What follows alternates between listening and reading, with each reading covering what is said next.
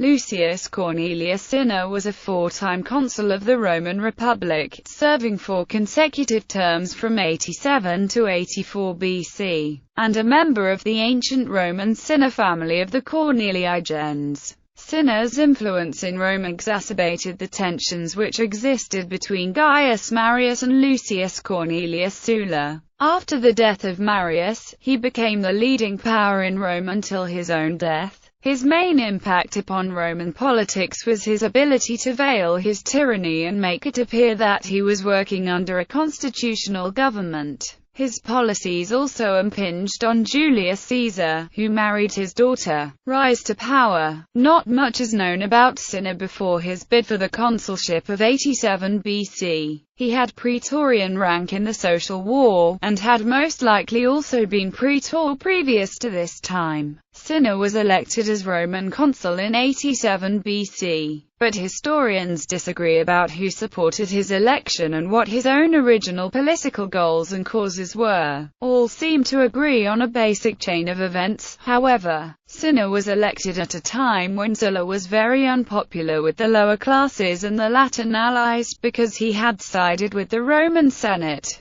blocking the advancement of their rights as citizens. The people had intentionally elected candidates who were not supported by Sulla. Sulla had a little more control over the election for consul, or at least, had enough power to be certain no one who supported his rival, Marius, could be elected. Sulla seems to have supported Cinna as a compromise candidate, but clearly did not trust him, as seen from an anecdote from Plutarch. Immediately after Cinna's election, Sulla made Cinna swear loyalty to him by taking a stone up to the Capitol and casting it down, praying that, if he failed to preserve his goodwill for Sulla, he might be thrown out of Rome as the stone was thrown out of his hand. Somehow then, Cinna had enough support to be elected. Various theories on who supported him and why are postulated based on what he did while in office, but all agree that Sulla was correct in his distrust.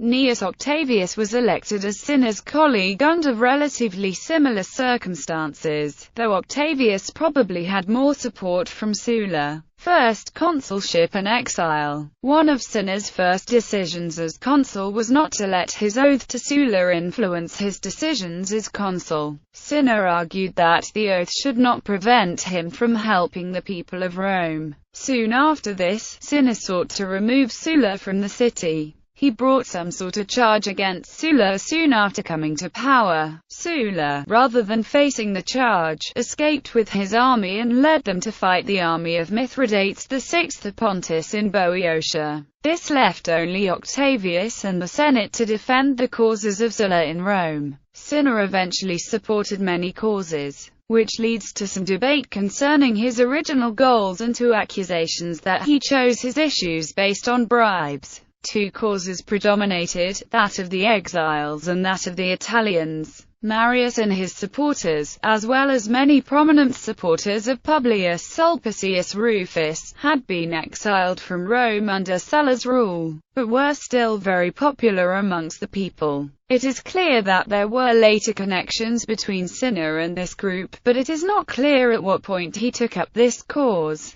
The other cause, to which Cinna can be more clearly connected, is that of the novus homo, or new citizen. These were members of Italian tribes who had been promised citizenship as a condition of peace in the social war. Technically they had been given citizenship, but in such a way that they had no real power. Cinna, even before his election, seems to have favored this cause. Certainly after his election, he worked to increase their rights, fighting against Octavius, who tried to maintain the status quo. This feud ended in one of the largest street fights ever to occur in Rome, between the supporters of Octavius and the supporters of Cinna. Although Appian states that Cinna had no support from the old citizens in anything, including the street fight, this is highly unlikely, as none of his laws would have been a threat without at least some support from this quarter. Why the old citizens supported him, and how many of them supported him, is entirely unknown. Octavius used the street fight, one of the largest to ever take place in the Forum, to justify exiling Cinna immediately, deposing him of his office and citizenship, an accusation that seems to have stuck with many historians, who accused Cinna of acting as a dictator. The deposition of Cinna was unconstitutional and illegal, and the only instance of its kind in the history of the Roman Republic. Preparations while in exile. Cinna then began to raise an army from the Italian countryside. His connections with the Italian groups seem to have been quite strong, as they quickly joined his forces. At this point, the connections between Marius and Cinna become quite clear. Because they shared the support of the Italians, Cinna was willing to join forces with Marius. Together they planned to retake the city.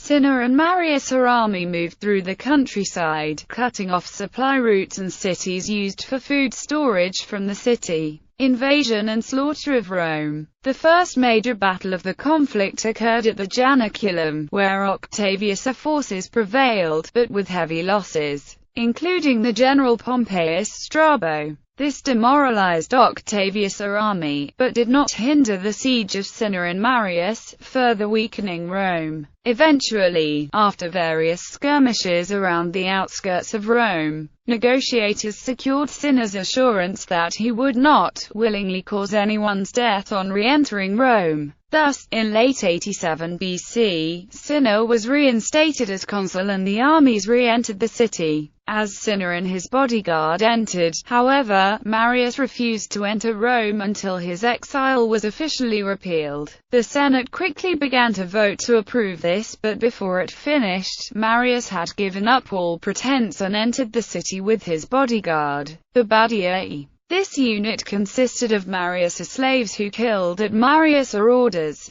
Marius, according to the ancient historians, filled the city with blood, slaughtering anyone who remotely supported Sulla, had a lot of property, or was a personal enemy of Marius. These claims are most likely exaggerated, as they do not appear in Sulla's memoirs, a source that would seem biased against Marius. These seem to appear later, but all agree that Cinna distanced himself from the indiscriminate slaughter, ordering only the deaths of Octavius and others who were direct political threats. Eventually, Cinna had had enough of murder, and he and Quintus Sertorius, a general who supported Marius and later governed Spain, had their troops ambush the sleeping Badiae, ending their reign of terror. Soon after this, in 86 BC, Marius and Cinna were re-elected for consulship.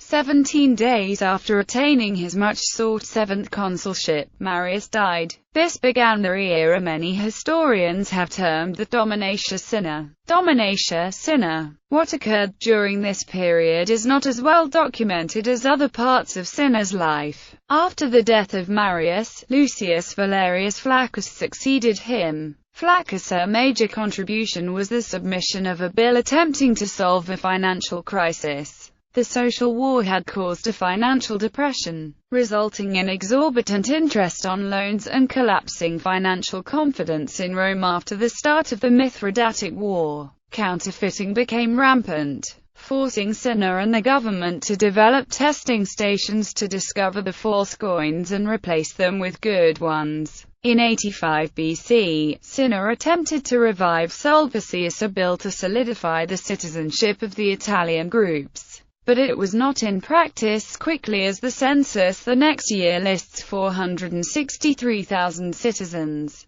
This is not a large enough increase from 114 BC, where the total was 394,336, to have included the Italians. Much of Cinna's attention while ruling Rome was focused on dealing with Sulla. Flaccus soon took over the war against Mithridates, which Sulla interpreted as a threat. Sulla then moved to intercept Flaccus. Flaccus was disliked by his soldiers and many deserted to Sulla. That any remained was due to the legate Fimbria, who used his popularity and influence with the troops to convince them to stay. This did not benefit Flaccus for long though, as Fimbria later had the army rebel against Flaccus and continue against Mithridates under his own leadership. Fimbria tried to offer peace with Sulla, but Sulla and Mithridates were already in negotiations which were favorable to both parties, therefore negating any necessity for Fimbria's offer to Mithridates.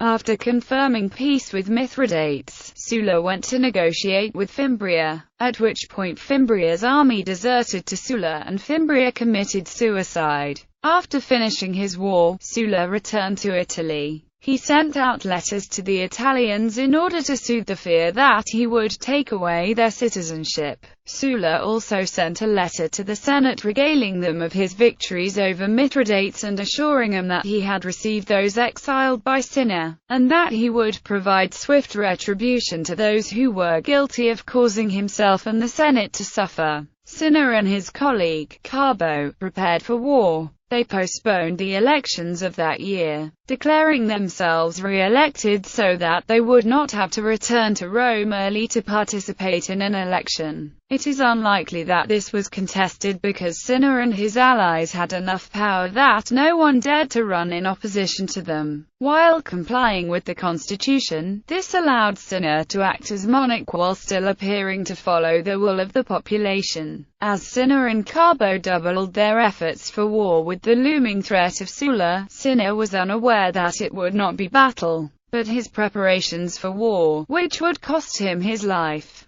Death. Cinna was murdered in a mutiny of his own soldiers in 84 BC. He had been working to transport his troops across the Adriatic in order to meet Sulla on foreign soil. The troops were not eager for the upcoming fight, which promised no booty. Their dissatisfaction increased when they heard that the second convoy of troops, still in transit, had been shipwrecked in a storm. The survivors had returned to their homes. Cinna ordered an assembly in order to frighten the troops into obedience. One of his lictors struck a soldier who had been standing in the way as Cinna entered the gathering, and when the soldier hit back, Cinna ordered his arrest. This caused another soldier to throw a stone at Cinna, which struck him. The spirit of the mob then took hold as more missiles were thrown and the nearest soldier stabbed Cinna to death. Plutarch tells a slightly different story, stating that Pompey visited Cinna's camp and escaped, after having been accused of doing some wrongdoing. The soldiers assumed that Cinna had helped Pompey escape and killed Cinna for this breach of their trust. In both accounts, Cinna was murdered not due to his politics, but as more of a brief flare-up of the mob spirit within his troops. Christoph Bolst argues that Cinna was killed in an absolutely unpolitical mutiny, pointing out that there is no mention of specific opposition to Cinna, and that he did not even feel the need to travel with a bodyguard.